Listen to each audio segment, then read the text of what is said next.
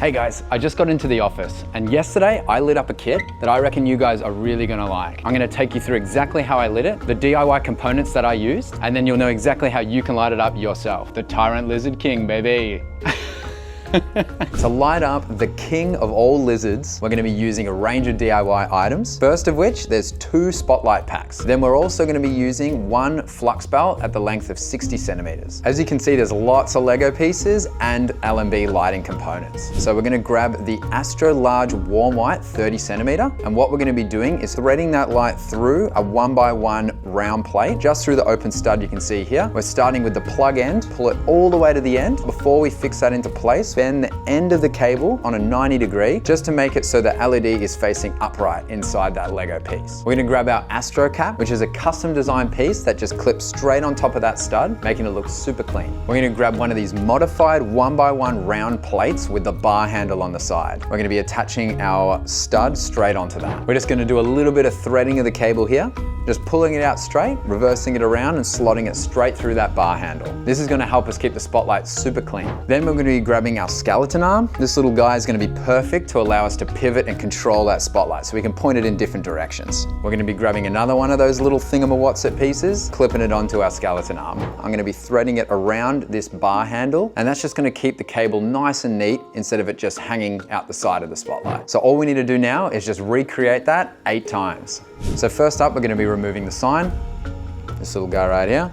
We'll remove the minifigure base here. Look at these cute little guys. Then we're gonna remove a couple of these Lego elements here, a couple of these tiles. We're gonna be grabbing a belt 50. Instead of pulling the tag off here, I'm just gonna grab one end of the belt, pull it through a little bit, and that way I've got a shorter cable that's already bundled up neatly for us, and we can plug those into these 2 flux belt ports in the dock. Now, we have our 2 docks connected up. Let's click these docks down now. We're gonna grab our flux belt, 60 centimeter, and plug that into the remaining belt port on the end here. That way, when we've plugged in our lights, we're ready to power it up. Just remove a couple more Lego elements here.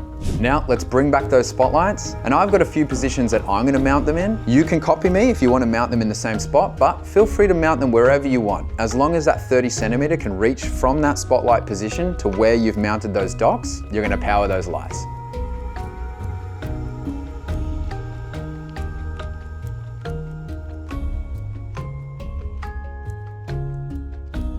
So all that's left to do now is to plug these spotlights in.